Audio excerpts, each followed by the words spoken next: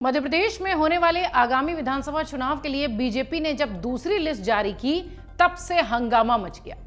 BJP ने दूसरी list में राष्ट्रीय महासचिव कैलाश विजयवर्गीय के साथ 3 केंद्रीय मंत्री नरेंद्र सिंह तोमर, फग्गन सिंह कुलस्ते और प्रहलाद पटेल को जगह दी।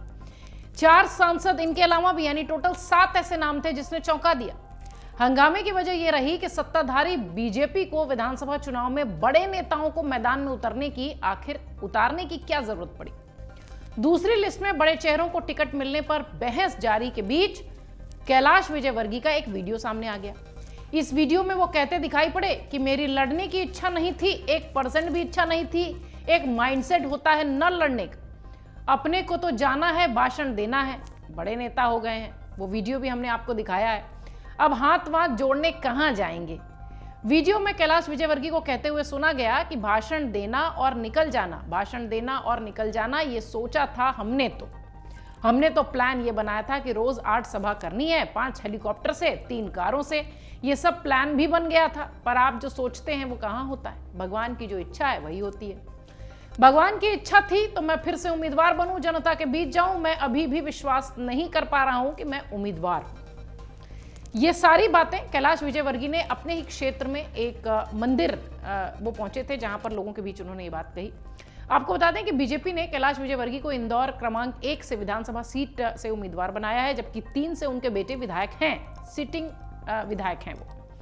कैलाश विजयवर्गीय का बयान बताता है कि वो खुद चुनाव लड़ना नहीं चाहते थे। अब सवाल ये उठ रहा है कि टिकटार्थियों की लंबी कतार के बीच ऐसी कौन सी मजबूरी आ गई कि बीजेपी को उन नेताओं को चुनाव मैदान में उतारना पड़ रहा है जो लड़ने को तैयार नहीं है या लड़ना नहीं चाहते। बीजेपी की इस रणनीति को समझने के लिए कुछ साल पहले की बातें जानना जरूरी है। हम बात कर रहे हैं साल 2018 की।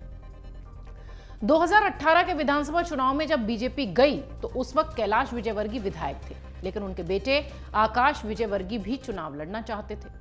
मुख्यमंत्री शिवराज सिंह चौहान ने तब टिकट बंटवारे को लेकर यह साफ कर दिया था कि एक परिवार में से 1 से अधिक टिकट नहीं दिए जाएंगे। इसके बाद कैलाश विजयवर्गीय के सामने समस्या खड़ी हुई, या तो खुद बतौर सिटिंग एमएलए चुनाव मैदान में उतरें या बेटे को उतारें। उन्होंने खुद को चुनाव मैदान से दूर कर लिया और आकाश विजयवर्गीय बीजेपी के टिकट पर इंदौर 3 विधानसभा सीट से उतर गए, जीत भी गए, सिटिंग एमएलए हैं वो। कैलाश विजयवर्गीय इंदौर 3 सीट की सीमा के बाहर प्रचार करते नहीं के बराबर नजर आए। इसका नतीजा यह हुआ कि बीजेपी इंदौर 1, जो इंदौर क्रमांक 1 है, उस सीट को भी नहीं बचा पाई, जिसे पार्टी का गढ़ कहा जाता था। अब बीजेपी ने कैलाश विजयवर्गीय को इसी इंदौर क्रमांक 1 से उतारा है। अब केंद्रीय मंत्री नरेंद्र सिंह तोमर की बात करें। 2018 के विधानसभा चुनाव में अपने बेटे के लिए टिकट वो चाहते थे, लेकिन पार्टी ने नहीं दिया और बेटे को टिकट नहीं मिला तो तोमर की नाराजगी और न्यूट्रल रहने की चर्चाएं होने लगी। ग्वालियर और चंबल रीजन में कांग्रेस 34 में से 26 सीटें जीतने में सफल हुई। इसके लिए तोमर की निष्क्रियता को जिम्मेदार बताया गया। चुनाव में हार के बाद यह कहा गया कि मध्य प्रदेश बीजेपी के अध्यक्ष रह चुके राकेश सिंह चुनाव प्रचार के लिए निकले ही नहीं, इसलिए ये स्थिति हुई। राजनीतिक पंडितों का यह कहना है कि बीजेपी ने बड़े नेताओं को मैदान में उतारकर एक दाव से कई समस्याओं का समाधान निकालने की कोशिश की है। कैलाश विजयवर्गीय से लेकर नरेंद्र सिंह तोमर और राकेश सिंह तक सबको चुनाव मैदान में उतारकर मजबूर कर दिया गया है कि वो अपनी साख बचाने के लिए ही सही एक्टिव हो। अब हर गुट से जुड़े लोग अपने नेता को मुख्यमंत्री की कुर्सी पर बैठाने की आस लगाए बैठे हैं। शिवराज सिंह चौहान के समर्थकों को इस फैसले में अपनी जीत नजर आ रही है। पिछली बार के चुनाव परिणाम से सीख लेने मुख्यमंत्री शिवराज सिंह चौहान इस बार पहले से ही सतर्क थे। इस बात की भी चर्चा है कि शिवराज सिंह ने दिल्ली दरबार में बड़े नेताओं की निष्क्रियता का मुद्दा उठाया और जानकारी दी कि मुझे सहयोग नहीं मिल पा रहा है।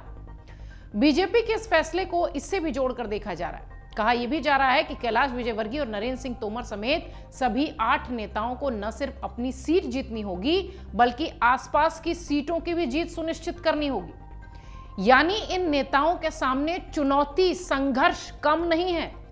इन नेताओं के सामने दुविधा भी है कि अगर वो हारे तो पार्टी में कद नहीं, बल्कि 2024 में लोकसभा चुनाव की उम्मीदवारी भी खतरे में पड़ जाएगी। बीजेपी ने इन बड़े नेताओं को एक तरह से 5-5 या 6-6 सीटों की जिम्मेदारी सौंप दी है। सर्वे रिपोर्ट्स जो बीजेपी ने इंटरनल कराई है, उसमें भी बीजेपी की मुश्किलें थोड़ी दिखाई पड़ी हैं, ऐसा सूत्र बता रहे थे। ग्वालियर चंबल रीजन की बात करें तो एक सर्वे में कांग्रेस को 22 से 26 सीटें मिलने का अनुमान जताया गया। कांग्रेस को 2018 के विधानसभा चुनाव में 34 में से 26 सीटें यहां मिली थी, लेकिन उस वक्त ज्योतिरादित्य सिंधिया पार्टी में थे, जो अब बीजेपी में है। सर्वे की कई सारी रिपोर्ट्स ये कहती है कि बीजेपी इस रीजन में सिंधिया के आने के बावजूद करीब करीब उसी स्थिति में है जिस स्थिति में 2018 में थी।